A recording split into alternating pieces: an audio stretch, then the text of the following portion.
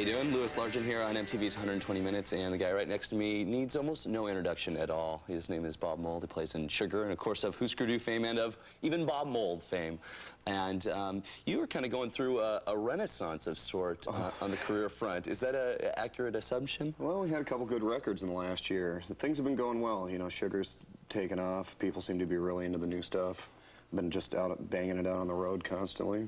This album has surprised a lot of people in how good it was. Like, kind of, I think maybe, like, unexpected to you come back and you rocked like you did. And also, sales-wise, if I'm not mistaken, it's probably the most successful album of your career. Easily, yeah. Yeah, we've done real well with this record. I think with Copper Blue, it just, you know, decided to sit down and write a bunch of pop songs finally, and put a hard edge to it. I mean, that was just, I think after you know, after all the things that have happened in years past, it was time to, you know, time to stop denying that I can write a decent song.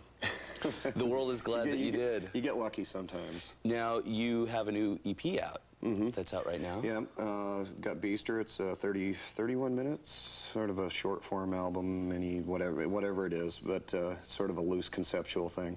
It's a little heavier, a little darker than Copper Blue, and going against what you just said. Yeah, well, you know, you'd never know when those demons are going to come at you, so you just ride, you know, you just ride out with it. But and we're going to play a video for Tilted right now. Yeah. And, tell us about the song and video. Just finished it. Tilted's the second track off of Beaster. It's a pretty crazy, manic, up-tempo thing. A lot of the video was shot in Minneapolis and Iowa City about a month ago at the beginning of the tour. A lot of live footage, a lot of candid shots of the band. It's pretty interesting techniques, I think. We should take a look at it. Well, we're gonna right now. Tilted from Sugar on MTV's 120 Minutes.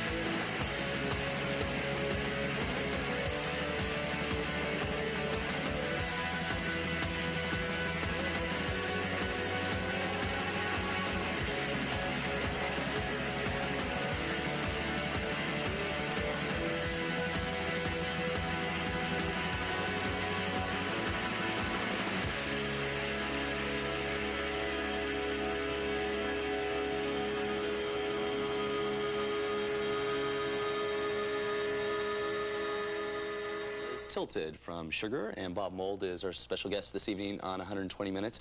The Beaster EP, a lot heavier, we talked about earlier, than Copper Blue. I guess the good question to ask you is, did you know these were like just separate songs? Why did you put them out so soon after Copper Blue? It's almost still going as a record. A lot of people still discovering that record. Yeah, well, what happened is when David and Malcolm and I went in the studio last February, we had, about 30, 35 songs, and the two main sides of the band, I think, that were best represented in the recording process were the Copper Blue, the poppier stuff, and Beaster, the darker stuff. Even from day one when we were rehearsing, we were approaching the Beaster material as a suite of songs. Every time we would do a cycle in rehearsal, we would always end with that 25, 30 minutes, and it was a lot more improvisational. And cut it in the studio, it went great, and we just wanted to get it out so people could hear it and we could be done with it and move on as well. I hate to even move faster, but are you even thinking about a next album right now? Most of it's written. Really? Most of it's written. We've been playing a lot of, if people saw any of the dates in the U.S., we were playing some new material there. We'll be working a lot more of the new stuff out when we go to Europe this week. Where does that fall between Beaster and Copper Blue, or is this even another dimension of Sugar? It's another dimension. There'll be some new things. Maybe, we've been incorporating some of the acoustic sounds into the live show, so that might show up on the next record. There's some pretty crazy punk rock up-tempo stuff. There's some, a little darker, noisier stuff. I'll know when it's done, and we'll let you all know. Okay. We're going to come back and talk more with Bob Mould of Sugar in just a bit on MTV's 120 Minutes. We're back with Bob Mould of Sugar, and your bass player is a collaborator and sings songs at your shows. Is he going to be more involved in the album that you're currently working on? It's going to be the next album that comes out, and why wasn't he included on the Copper Blue and Beaster ones? On Copper Blue and Beaster stuff, when we got together, we weren't sure whether it was going to be a band or what was actually going to happen with it. As it turned out, David started bringing material in, as soon as we finished recording. So, that was when it became a band. Do you find yourself working better in a band environment than solo, or? I usually work best when I can work with people that I have respect for and that I can just get along with, whether it's in a solo situation or, in a band context. We've been doing some of David's material, some of his older material that he had, he had some stuff from the Woodshed period before the band got together, and that's what we've been playing, in the live shows. He's got one new song that we've been playing, which will probably be on the next record. And I think he's going to take this next 6 months that we have off after Europe to do some writing of some new material for Sugar, some Sugar songs. So you guys, right now, you're continuing on the road and you're going to Europe. We were just talking off camera. You got to tell them some of the things that are lined up for you in your European festival dates. What has been asked from you and who you are playing with? The first 3 days we're Stockholm, we're playing in some sculpture garden at an art museum. The next thing, we're playing in northern Finland with this festival with Ride and Sunscream and normal stuff, and then Frank Marino and Mahogany Rush. Frank, for those of you younger people, that was like one of the first shows I ever saw, Cal Jam 2 in 1973, Frank Marino's Mahogany Rush. That was before television. Right, and, when they invented the wheel. And then then there's the Jimi Hendrix tribute thing on that show as well, which I was sort of confused which was which. Because Frank Marino does Jimi Hendrix imitations. Pretty much, yeah. Then we go to London and play with The Cure, and I don't know, maybe we're going to have some like master jam at the end of it or something.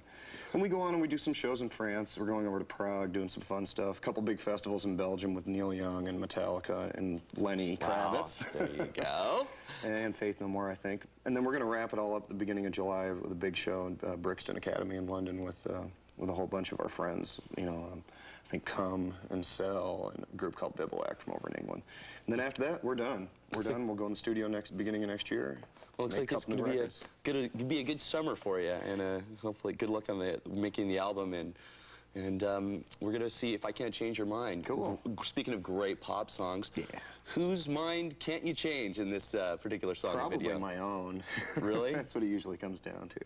Well, here it is. Thanks for coming by, Bob. All right, good luck to you. Here's Sugar.